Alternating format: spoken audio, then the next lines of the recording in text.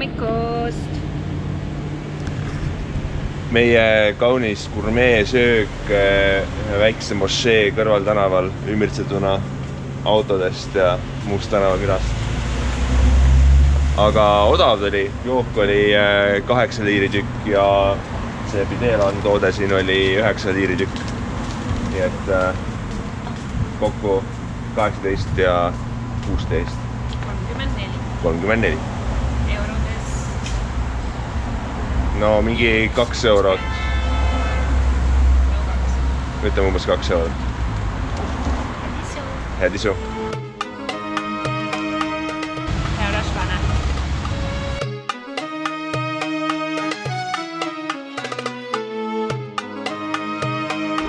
Liigume autorendifirma poole. Loodetavasti ikka saame kätte. Päris halb oleks. Kontor pidi olema väidetavalt täna kinni, aga lubasid kellegi saata sinna ikka. Ühed ei saada. Saab olema huvitav. Raha saame küll tagasi, aga loodetavasti paari aasta pärast. Aga noh, meil on Izmiris majutuse puha. Ühesõnaga loodame, et kõik saab korda. Me läheme täna väga pikale reisile Izmiri. Väga pikale autoreisile. Üle 500 kilomeetri, ma arvan, et kokku tuleb.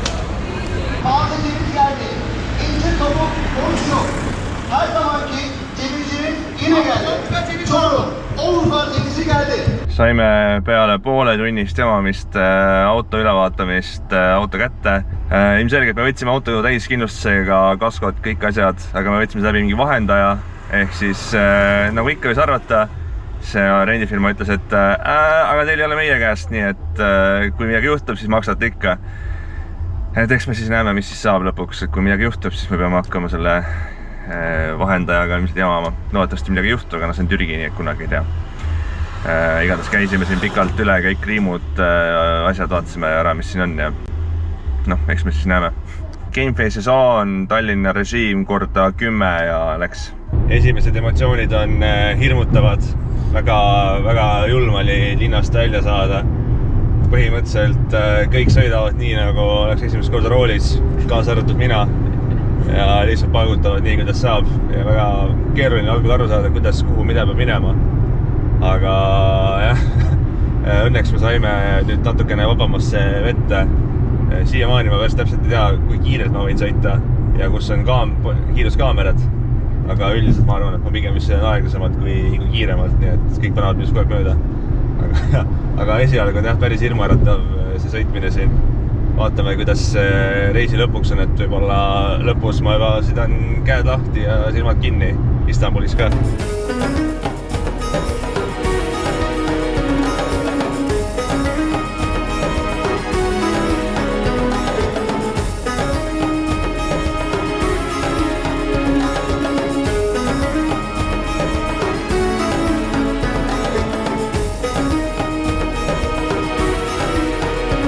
Ega see ei ole õige kiirtee kogemus Türgis, kui ei lähe sööma kiirtee toidu kohta. Meil on lõunapaus, pikk tee on selja taga, oleme vist enam-vähem poolel teel Izmiri. Bursasse me ei läinud, lähme otse Izmiri ja nüüd natukene sööme, vaatame, mida pakutakse. Starbucks on ka siin. Söök on söödud ja peab ütlema, et söök oli ülimalt hea. See võis olla tõenäoliselt siiamaani parim söök, mis ma olen Türgis söönud. Koha nimeks on Bursa Kebab Evi ja oleme... Ma mäletan, kus kohas me oleme. Ma panen selle siia alla, kus kohas me oleme. Aga tasub tulla, tõesti. Mul oli nii kahju, et ma niigi vähe võtsin. Kuigi ma võtsin üsna palju. Tahaks veel kaasa. Ja nüüd... Jätkame teekonda, nüüd on lääne kultuur ja jätkame reisi. Liiga palju oli kilomeetreid, aga see on lahe, et sõidan praegu 140 kilomeetrit tunnis ja ma sõidan kiiruse piires ja ma olen endiselt kõige aeglasem inimene kiirteel. Autost ei võta väga palju enamat välja kui 140, võib-olla 150 ka allamäge, ülesmäge 110. Ja tõesti, see on väga lahe selles mõttes, et see on väga igav tee, aga samas ta on künklik ja teega kiirelt saab kihutada, nii et kui korraliku autoga tulla siia, siis võib päris lahe olla. Ja siia vist tundu olevat ka mingid kiiruskaameraid ja asju, et põhimõtteliselt küta nagu tahad. Jumala vinge selles mõttes. Väike Ferrari laks Istanbulist Izmiri, miks mitte? Meil on minna kuskil 140, 150, midagi.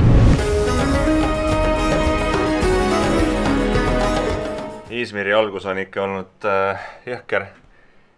Sai mingi 20-30 minutit otsa saabumise ajale ummikutes passimisega. Ja siis maja hotelli täpselt nagu loojangu ajaks oleks pidanud jõudma. Ja ei saanud parkida, sest hotellis igal pool parkimine on täitsa hullu maja, kohta ei ole.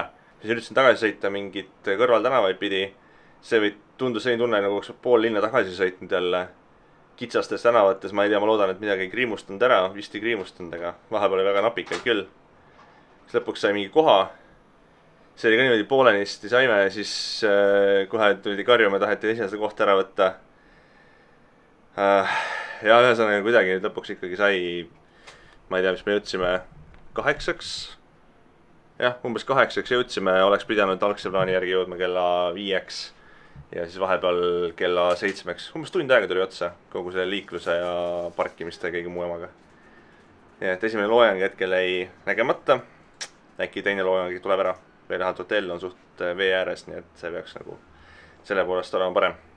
Aga vaatame, kas me veel Izmiri peal näeme midagi, äkki saame süüa, kuigi õhtuni on täis ikka veel. Ja vaatame, mida toob homne päev.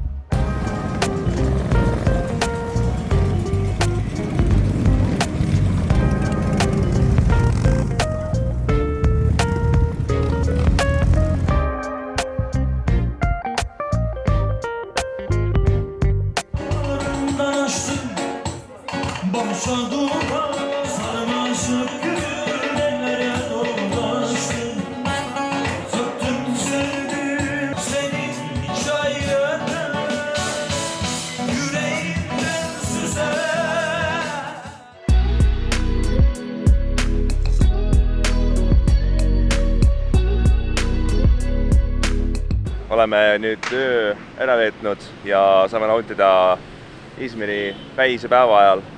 Tundub, et on natukene kenam, rahulikum. Inimesi on vähem, kõik on juba ilmselt õhtust purjus või lihtsalt ära tantsinud ennast ja peavad tööle minema. Õhtul läheb peoks jälle. Meri on sinine. Meri on sinine, me ei ole praegu läinud vaatama. Eile õhtul tundus veel must, et võib-olla siin kohe vette ei läheks, aga võib-olla läheb ka. No vaatame veel. See on see linn, kus võib alkoholi juua.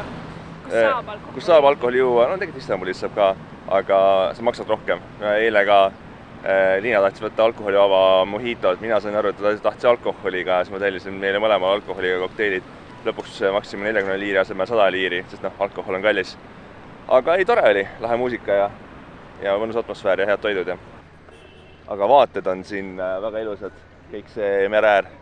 Ma oleks pidanud kunagi tulema tegelikult siia ülikooli ajal õppima ka, aga siis tuli kaitsevägi ja ülikooli lõpetamine vahele, nii et see jäi kahjuks ära. Nüüd ma saan vaadata, millest ma ilma jäin. Natukene kahju, et ilma jäin.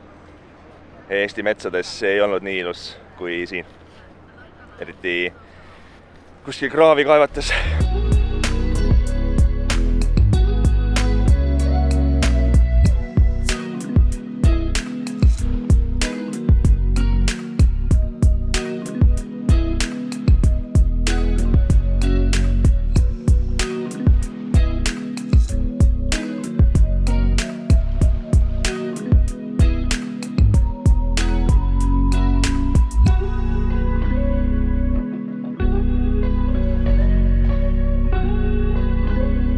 Oleme nüüd jõudnud esimese suurema vaatamisäärsuse juurde peale Izmiri mere äärt. Selleks on kellatorn.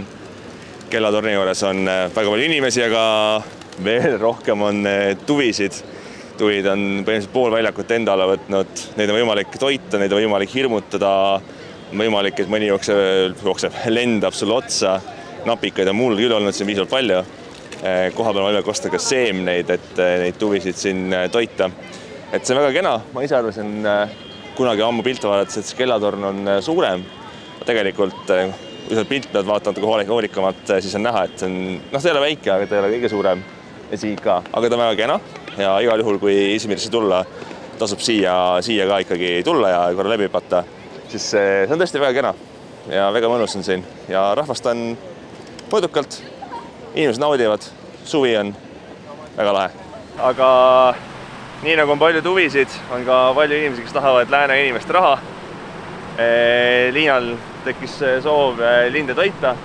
Ostsime 5 liiri eest topsi seemneid, veits kallis, aga okei. Siis rahulikult hakkasime käima, siis tuli üks mees joosta ja kandiku täi mingi mustika veejookidega ja hakkas neid pähe määrima.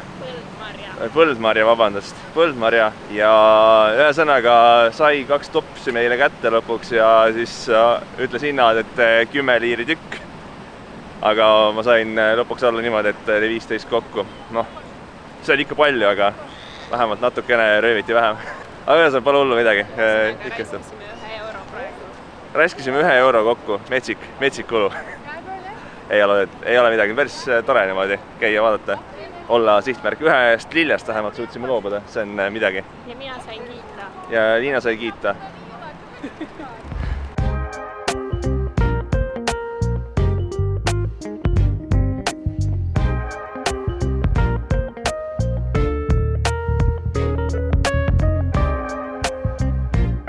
Mulle tundub, et vähemalt pool Izmiri on see turg siin, see on jõhkralt suur. Väga palju igasugust Hiina plastiknodi, väga palju kohalikku kaupa, vist, toit on ikka kohalikust. Aga väga lahe on siin liin käia, väga põnev, aga tõesti see on tohutult suur. Mulle tundub, et see on suurem kui mingid Istanbuli turud ka, aga võib-olla ma eksin. Aga odavad asjad on kõik siin, odavad joogid, odavad söögid, ilmselt odav nodi, aga seda väga palju ei võta. Kuigi mõte oli küll, et siin võiks vähemalt mingi laste riided asju osta, sest nagu nii lapsed kasvavad sellest suht ruttu välja ja pole, kas see on odav või mitte odav või läheb ruttu katki või mitte, sest nagu nii, laste kasutada ei saa enam. Ühesõnaga, tulevikus on teada, et kõik lasteasjad tulevad Türgist.